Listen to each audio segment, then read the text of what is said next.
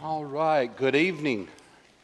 Hope everybody is a little more awake than we were Sunday morning. Sunday morning, we're kind of quiet, and then it caused me to even catch Micah extremely off guard Sunday morning. So, looking forward to our study tonight. We sent the first part of this two-class cycle on Jephthah. The first thing we learned, just in a way of review, one of the first things we learned about Jephthah was he was a mighty man of valor. He became a mighty man of valor because he was the son of a harlot. His brothers said, "You will have no inheritance with us," drove him out of the house. He went from Mizpah, where his family was, went up to Tob. A band of worthless men started surrounding him, and they would go out on raids, right? They'd go out, and that's how they would survive, is they would go out on raids for their survival. And in so doing this, he became a great warrior. He was a mighty man of valor. He was a great warrior. Well, then when the people of Gilead, Ammon started oppressing the people of Gilead, they're saying, "Who can we get to defend us?" And they remember Jephthah. And remember the kind of the negotiations that Jephthah went through. "Why are you coming out to attack me? Oh, just give us the land between the rivers and everything will be okay. The land that we already own." He goes back, he reminds them that God gave us this land. And at the end, he says, "You go and possess the land that Chemosh, your God, has given you, and we will possess the land that Jehovah God has given us." In other words, this is our land. We're not giving it back to you. This is the land that Jehovah delivered into our hands. He goes on and he says, "I have not sinned against you." And he ends that, and we ended the last class with that statement, "May the Lord, the judge," and I made the point of the word "the" there, "the Lord, the judge between us." Jephthah's going, "I'm putting this in God's hands." Okay. One of the things I want us to note tonight is there's a lot of things that may be in question about Jephthah. But if Jephthah is listed in Hebrews chapter 11, along with Samson, Gideon, Barak, in this chapter on great men of faith, he said, "And time would fail me if I was to tell you of all the things that Barak, Gideon, Jephthah, Samson, and all of these others have done," and went on to list some of the accomplishments that happened from amongst all the people of faith that was listed there. We learned something important about Jephthah, and I don't want us to lose sight of that. This is a man who has great faith.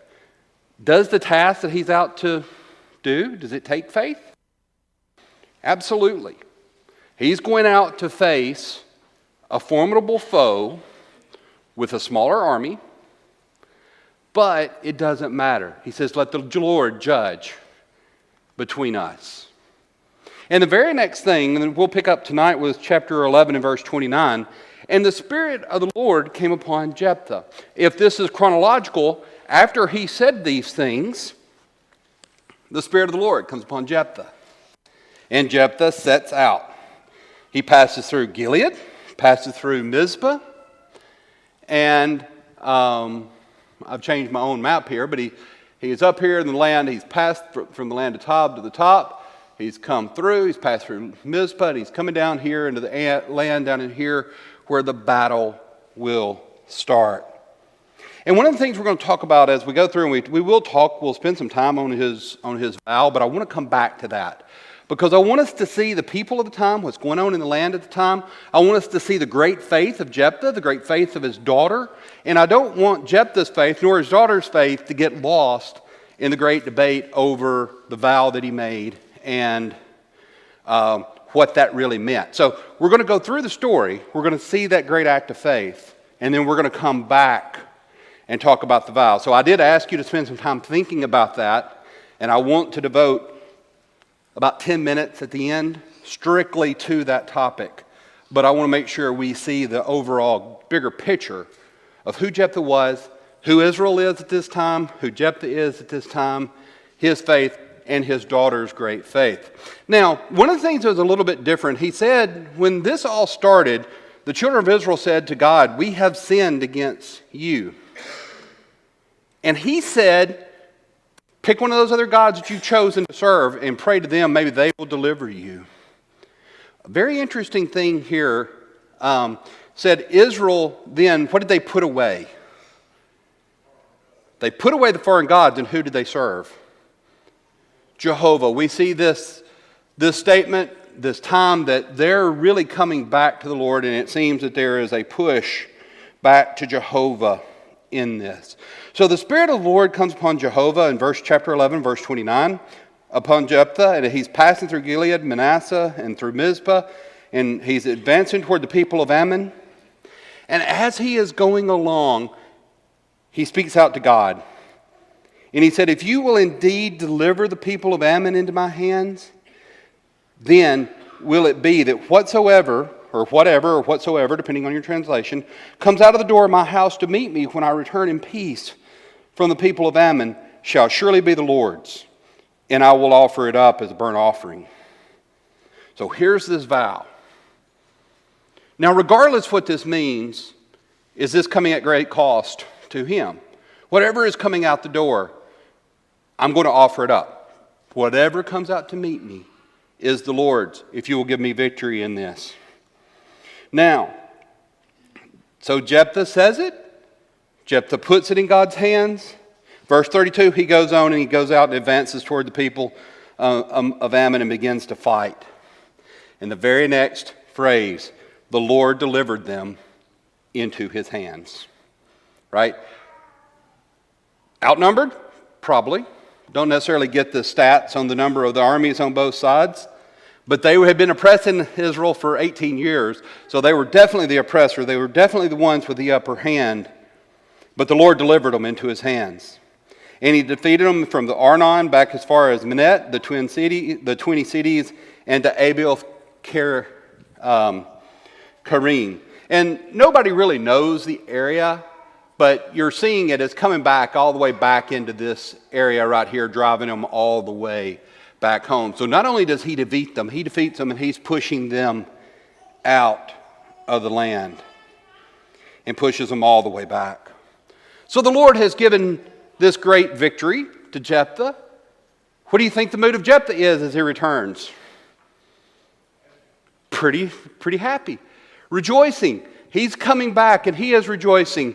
Well, and as we look at the next verses, word's gotten out that the victory has been won. In verse 34, there his daughter is coming out to meet him with timbrels and dancing, and she was his only child. So what is the mood of the people of the city? They're rejoicing. This great victory has happened. His daughter is coming out to meet him. There's great rejoicing. And then he says beside her, he had neither son nor daughter. So I want you to kind of see this interaction as it happens, because as she's coming out rejoicing and he's coming home rejoicing, his daughter comes out to meet him. And can you just kind of see the blood drain from his face, down his neck, into his feet? He tears his clothes. So even if you haven't spoken to him yet and you see him begin to rip his clothes and tear his clothes, head and hand fall to the ground, is my mental picture of what's going on. His daughter quickly goes, I don't know what it is, but something is wrong. Something is wrong. And then he goes on and said, alas, my daughter, you have brought me very low. What do you mean I brought you very low? I'm coming out to celebrate. I'm coming out to rejoice with you. You are among those who trouble me. Can you imagine what his daughter is thinking? I have given my word to the Lord and I cannot go back on it. Some translations there translate that, I have opened my mouth to the Lord. In other words, that concept when we talk about his rash vow, well, I have opened my mouth to the Lord. I've said this to the Lord. I have spoken to the Lord. And I cannot go back on it. That is a great statement of faith. No matter how hard the consequences of this vow he made was, is he turning back on the vow? No. There's the faith that is being offered up there. So, I would think that you would expect that she would now be in great misery over this as well. Her response, verse 36. So she said to him, My father, if you have given your word to the Lord, do to me according to whatever has gone out of your mouth, because the Lord has avenged you of your enemies, the people of Ammon. Think about the impact of that statement. Again, regardless of what this vow is, and regardless of how this plays out, think about the impact of this statement. Almost takes you back to Abraham and Isaac, doesn't it? Whatever the Lord is, whatever has come out of your mouth to the Lord, you do it to me, because the Lord has given you this great victory that of the people. And she said, but let this thing be done. Let me go out for 2 months. And let me take some of my friends. And let me go up and down the mountain and bewail my virginity. My friends and myself together. So let me go out. And let me go for 2 months into the mountains. And let me bewail my virginity. And then I'll come back. And the things that you have said to the Lord can be done. So he said, go. And he sent her away for about 2 months. And she went with her friends, and she bewailed her virginity on the mountain. And it was so at the end of those 2 months that she returned to her father. And the text simply said, and he carried out his vow with her, which he had vowed. And she knew no man. Think about this. Just think about the gravity of all this that's going on. But more importantly, think about the faith of the ones who are involved in this. Does it actually put a stamp on the importance of a commitment that we might make to God? He took this commitment extremely seriously and to a great consequence, to a great price. And one of the things that I find really interesting toward the end of this same verse, verse 39, or verse 40, what did the daughter of Israel do after this? The daughters of Israel does what? 4 days each year. What do they go out and they do? Yeah, they go out and they go 4 days each year. They lament the daughter of Jephthah the Gileadite. So this great act of faith, is it noticed amongst the people? Yeah. And the people go out and they celebrate what has happened here.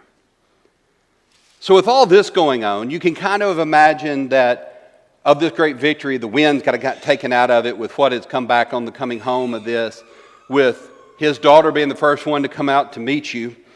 And okay, I've got to carry on with this vow. And here comes the Ephraimites, chapter 12. The Ephraimites come. The men of Ephraim, they gather together and they cross toward Zaphon. And they say to Jephthah, why didn't you ask us to go with you into battle? Does this sound familiar? What does it take you back to? Who did this to Gideon?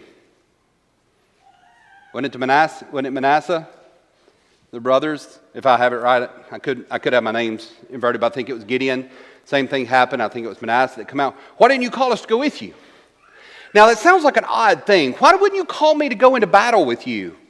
If you could get out of going and fighting a battle, wouldn't you want to?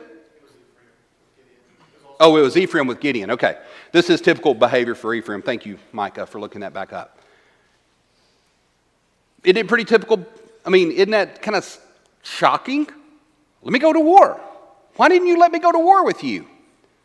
But why is it that Ephraim would have wanted to go with them? There's a lot of bounty left, right? That is how the people became extremely wealthy. Because if you go into war and you defeat your enemy, all the possessions that they have become the possession of the warriors that went into battle.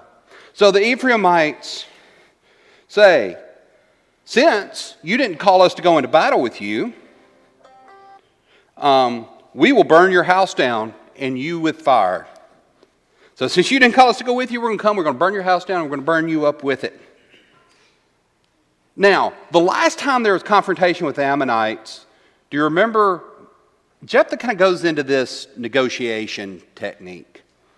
We don't see any negotiation here.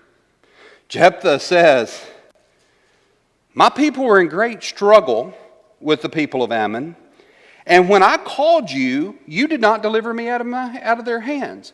This part is not recorded in the story, but we find out here, may not have ever known that it happened, that Jephthah asked, hey, come with us and go into battle. And Ephraim kind of said, no. Maybe even be kind of like what was said to Gideon from the people of the city.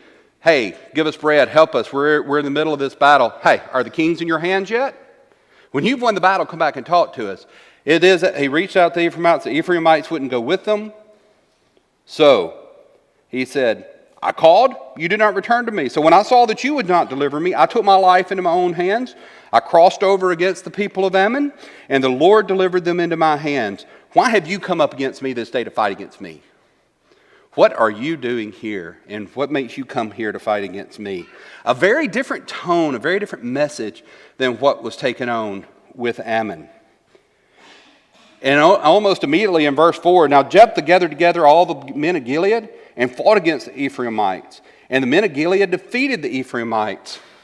Who would have been the more powerful tribe?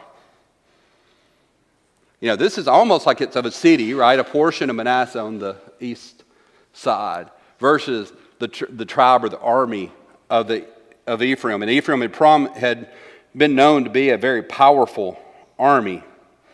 And the men of Gilead defeated Ephraim. And there's a because. I think everybody's translation, I didn't look that up for sure to make sure all the translations agree there. Because they said. Have you ever seen those great motivational speeches that comes from the enemy? You know, some football teams, they love this called bulletin board fodder or whiteboard fodder. What was the fodder that was given to the Gileadites? What had Ephraim been saying about them? There in verse 4, you Gileadites, you're fugitives of Ephraim, among the Ephraimites and among the Manassites. You're nothing but a bunch of fugitives. You're outcasts. You're nothings. You're nobodies. Well, I see the word because, and I think that's probably a pretty good motivating factor. So not only did he defeat them, he beats them to the fords of the river Jordan. And this is one of those stories that I think we probably all remember quite well from when we were really young. And it sounds kind of strange, but if I was to say a word, if I had a friend here from Boston, where's my friend? Maybe in the back. If I had a friend from Boston, Ken Jones, and myself, if we were to say the exact same word, might it sound a little bit different? What do we tease sometimes the people from, what letter can the people from Boston kind of forget that exists in the alphabet? Ken and I had this argument the other day. That letter R, right? Caw, bar, right? That letter R kind of evaporates a lot of times when somebody from the upper northeast begins to talk. So this is common. We know this. This happens. It happens between us and southeast Georgia. It happens to us in South Alabama. So they beat them to the Jordan. And as the men was coming back from battle and they was going, the Ephraimites were coming, they were ready to cross the fords of the Jordan. Are you an Ephraimite? No, I'm not an Ephraimite. Say Shibboleth. Well, an Ephraimite had a problem with that sh or sheen in Hebrew, S-H-E-E-N, that sheen sound. Say Shibboleth. Sibboleth. Whoops. Be gone with you, right? They would execute them. The next one would come, say Shibboleth, Sibboleth. They executed. How many people of Ephraim fell that day? 42,000. Between the battle that ensued and those that were trying to escape, get back across Jordan and back home, 42,000 fell that day. To me, that's almost mind-boggling. Because what is this? What word would we put on this battle? I think I heard it. One family against another. This is a family against another family. I think I heard civil war come from somewhere in the room. This is a civil war. This is two people that should be on the same side now are at odds. What kind of picture does this draw for us of the condition of Israel at this time? Are there good things happening? Well, they quit serving the Baals. They turned and began to serve Jehovah again. But is everything rosy? No. You got tribe against tribe. You've got these conquerors coming in from the outside. It's kind of a tumultuous time going on in the land. And it says with this that Jephthah judged Israel for 6 years. And then Jephthah the Gileadite died and was buried amongst the city in Gilead. Now, I want to remind us of something. When it said, or I guess maybe in the way of a question, when it was said that the Spirit of the Lord came upon Jephthah, that phrase, what have we known that to mean? What are some things that might mean? Well, if you're a prophet and the Spirit of the Lord comes upon you, what are you receiving? Yeah, you're receiving some kind of prophetic work. You write that down. It's preserved. It's told to a person and then written down and preserved, right? Well, what other times? When the Spirit of the Lord came upon Samson here in a little bit, was that a prophetic thing? It was kind of this miraculous strength that was to go out. There's one other one that this was said of. That's your pop quiz for the night. Who else was it said of the Spirit of the Lord come upon him? Othniel, back at the very beginning of the quarter. The Spirit of the Lord came upon Othniel. And probably that in that wisdom for judging. I think this to be simply out of context, he's headed into battle. So the Spirit of the Lord comes upon him. There's this concept of great strength. But just because the Spirit of, even if there is a spiritual side to this and wisdom in his judging, did this make him perfect? No. Did it make Samson close to perfect? Right? It's almost as if God used Samson despite himself, right? Or used some of Samson's really negative personal attributes in order to accomplish his goal. But does it negate his faith? Right? We see this conflicted man. There's a lot of faith in him to do what he's told to do and to go out and act in faith when the consequences may be that he was overwhelmed, outnumbered. But yet everything he's doing is not perfect. How well would the people of Israel at this particular time in general have known the law? Should they have? Yes. Why? What was told to them back in Deuteronomy chapter 6? Teach it to your children. Did I cut you off? Okay. Teach it to your children, right? Teach it to your children. The children teach it to their children. Well, was some of that going on? Well, Gideon knew of the great miracles that had been done, but there did seem to be some missing of, I wonder if we was to go quiz Gideon about a burnt offering or what was proper to do in the case of a burnt offering. He might have been able to tell us that, hey, it's got to be offered. What are some things that come to mind? Where does it have to be offered? Where do you take them, right? There were offerings before, but once the law comes into place, you take it to the priest. It's offered by a priest. It's a male. It's, the firstborn is to be given. Some of these things may have carried through, but we see signs among these people that it's not, that knowledge is not still there. And in addition to that, what is also going on in the land at the exact same time that's negative to the people? Who do they not drive out? Yeah.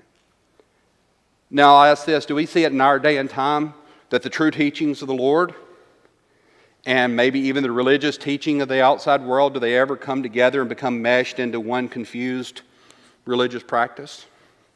Right? I wanted to take a minute to show that, to say it may not be that different than what we see in our, there's a lot of lessons we can take from this book, and that being one of them. You see this mixing of the religions, of the people they wouldn't drive out of the land, they wouldn't separate themselves from. Their knowledge, their ability to teach it to their children, and what part did come through. So with all of this as the backdrop, let's begin to turn our attention back to that vow. Right?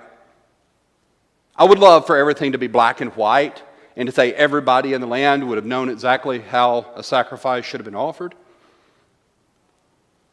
And the more I think about this vow, I've even spent a couple hours on it this week. And I can tell you 4 or 5 other times in my life I've spent a couple hours, and I've spent a lot of time in other times. And you know where I think I'm at the end of the day? Yeah, exactly back where I've started. And why is that? Because there are 2 major thoughts out there. One is the Scripture is what the Scripture says. He says he is going to offer his daughter up as a burnt offering. Scripture is what Scripture is. Come back and he said he did it. So that's exactly what he did. He offered up his burnt offering. To a good Bible student, are there some legitimate questions you have to deal with if that's the position you're going to take? We're going to ask ourselves about some of those. Freddie? Yeah. Deuteronomy 18:25, I think. Leviticus 18. I got them written down over here. I could have my passages confused. Yeah. Time and again, God said, you see what these people over here are doing? They're passing their children through the fires, offering them up to Molech. Don't do that. God, yeah. And he, again, later, I think we see some in the Kings where it's going on, they're strongly rebuked for it. God hates it, right? So so you're kind of scratching your head going, how can this go on? How can he be in Hebrews chapter 11 and still do this thing that would be considered hideous? We'll look at some other things, but that's enough to give us the idea. Now, if I was going to say, okay then, position 2, that word means he was given up or consecrated to the Lord or given wholly to the Lord. We'll look at the definition in just a moment. And he gave her up, and it was a perpetual virginity sort of thing, to where she would be in a service, she would go, she would live, she would serve the Lord Jehovah, kind of like Samuel did. He went and he served for all the days of his life. So it wasn't a human sacrifice or a burnt offering to where he cut her throat, bled her out, put her on the altar, burn her up, right? And again, if you think about this from a sacrifice point of view, the skin was supposed to be saved, right? When you offer up a burnt offering, the skin's supposed to be saved. Can't imagine this kind of hideous thing being done for that to be done right. Some real head scratchers. However, turn the table. If it is that perpetual virginity, do I still have some head scratchers there too? And I think this is a pretty good time to go.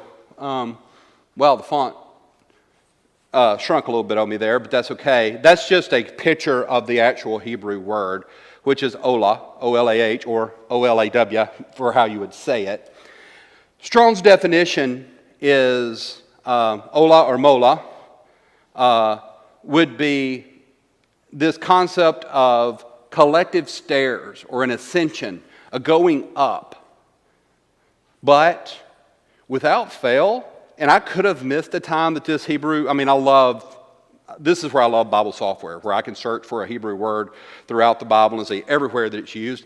Could not find a time that this word is not translated burnt offering. It's not like it's these 50 times it's translated burnt offering, these 50 times it's translated consecrated to the Lord or dedicated to the Lord, right? Given to the Lord. The word itself does not have the word burnt with it. A lot of the times that it's used, it'll say burnt offering, and then it'll go on to say with fire on the altar or something to that effect. But not every time it's used is there a concept of fire with it. But again, usually It's the Holocaust idea. It's the going up of smoke, or the going up of this sacrifice. It would go up to sea.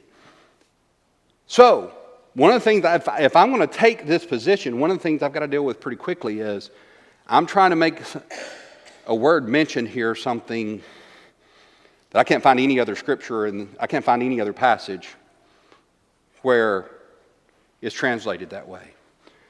So that's why I say I'm back to scratching my head just a little bit, because it is really hard at the end of the day to not have legitimate Bible questions with whichever position I take on the matter. Right? So I want to say that going in. Micah? I was thinking how you mentioned these in Hebrews 11. Abraham is mentioned in Hebrews 11 too. Both offered their children as a burnt offering. And it was God who told Abraham. It was Jephthah that told Jephthah. Yeah. And we just see the fulfillment of going through with it. Abraham went through with it, but the Lord stopped him. Jephthah went through with it, and he didn't stop him because the Lord didn't tell him to do that. Yes. I know that's probably a lot on people's minds. There's a lot to handle that burnt offering. There's just some similarities there. God tells someone to do it, and how it comes out. And when someone appoints himself to do something, how does it come out? No, that is an excellent point. To repeat for those for the speakers to hear, and that is that this does ring back to Abraham and Isaac. When Abraham was ready to go all the way, he had the knife drawn, ready to sacrifice his son. God stopped him. This time, Jephthah starts it. God doesn't start it this time. Jephthah starts it, and God doesn't stop him. He lets him go all the way. One of the things, and this actually I do my level best to stay away from commentaries. Sometimes I need them. I'm not a scholar. I don't stay away from them because I'm a scholar, but I stay away from them because they're men just like I am. They're smarter men than me, quick to say. But they're men just like I am, just like you are. And it's their opinion on something, their study and their results of their study on the matter. I have great respect for Steve. I have great respect for Bob Waldron. I have great respect for many men who have studied and spent hours studying. So I will reach out to them, especially in some of these situations. And this is one that struck me because it was more on the word construct. And it said, this concept shall surely be the Lord's, and I will offer it up as a burnt offering. Adam Clark says that there is a lot of evidence for the proper rendering of that word "and" to be "or." So I'll just read it with the word "or" there and let you see how it changes the construct of the sentence. I will consecrate it to the Lord, or I will offer it a burnt offering. Consecrate it to the Lord, something I would give up and give to the Lord, or I will offer it a burnt offering. Right? That if it's something that is proper to give to the Lord as a burnt offering, I'll burn it as a burnt offering. If it's something to consecrate to the Lord in His service, I will do that. I'm not sure I'd fall in line with, because there are a couple of translators that translates to English that uses the word "or" instead of "and" there. Young's Literal does, MEV does, New King James, Modern New King James, and I think one or two others do as well. The majority of translators translates that word "and." But as we have this out there, I could go through this, but I'd rather our last 3 minutes be your thoughts instead of mine. I really do struggle with the fact of Hebrews 11 putting somebody up as a pillar of faith, as someone to look to and to follow, that would do something that's seen as hideous by God, as human sacrifice. Likewise, something to become a perpetual holiday, so to speak, that's celebrated amongst the people for something that would be considered amongst the people as hideous. My other real issue with, if this was done with a Levite or with any teaching of Scripture, this breaks most every possible rule as far as Israelite sacrifice. It's not a male. It's not, it might be a firstborn, but it's not a male. There's several things in there that it breaks. Go there, and then I'll come here. Perhaps the focus of this, we'll never know for real which way it is. But perhaps the focus is this kind of really sums up the entire story of the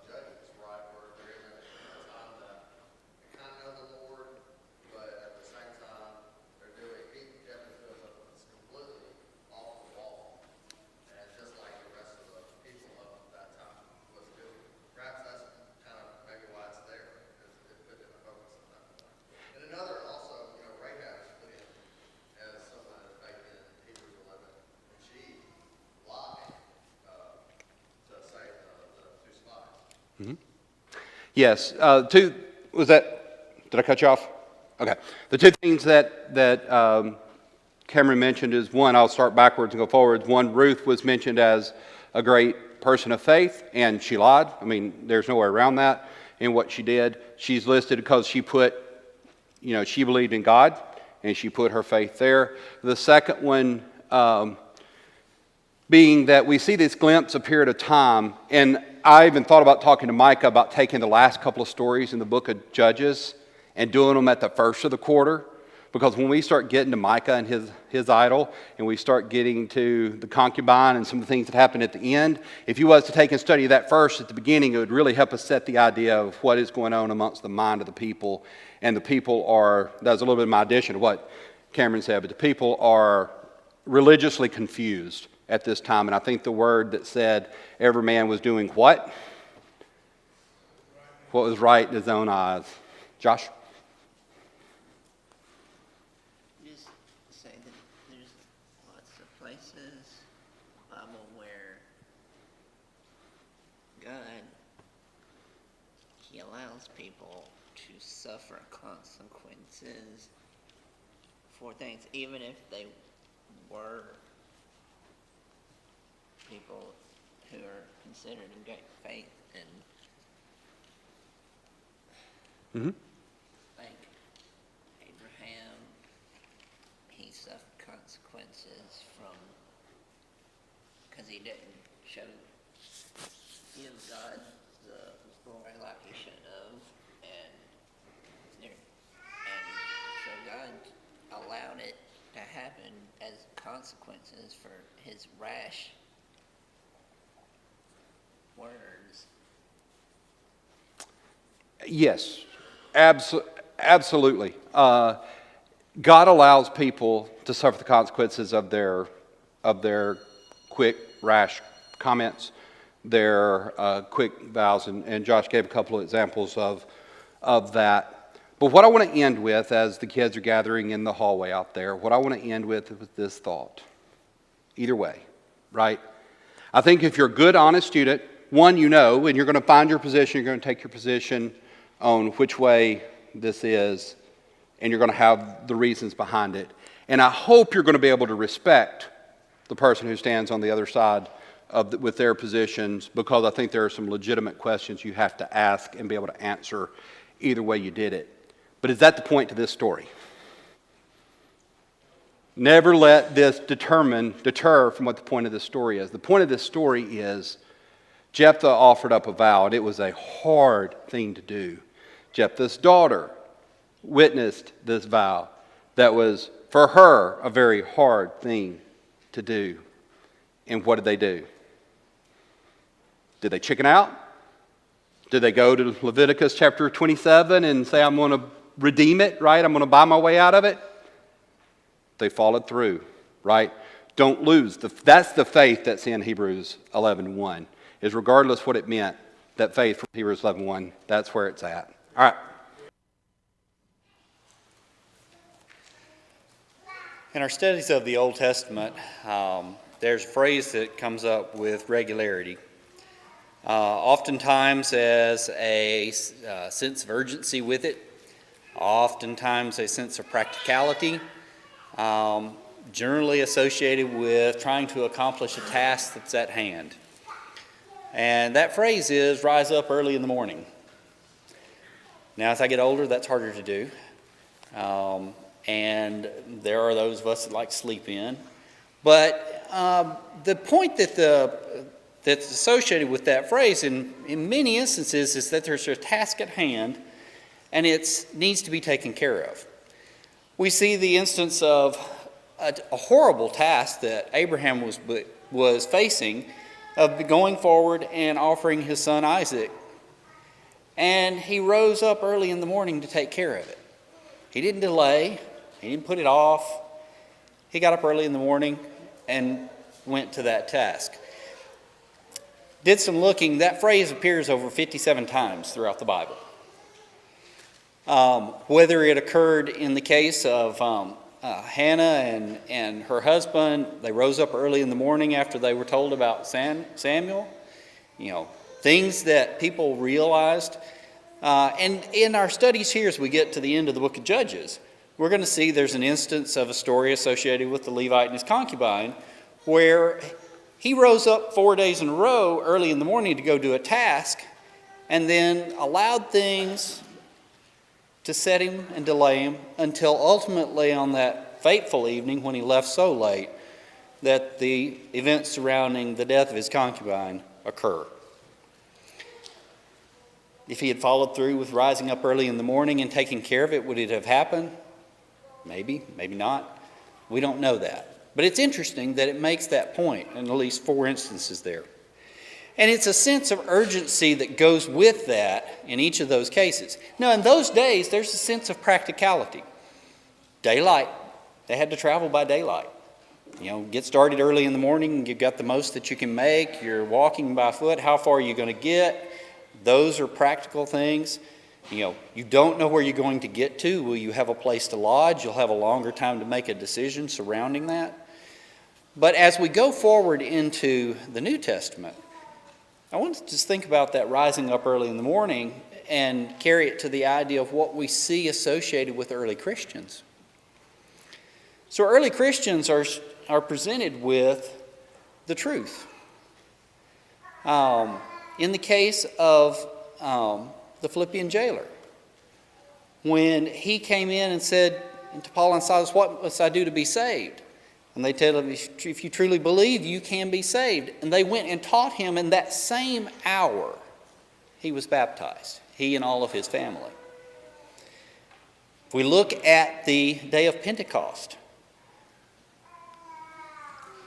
we refer to it as the day of Pentecost. And as you close out that chapter, it says that same day, 3,000 souls were added unto the Lord.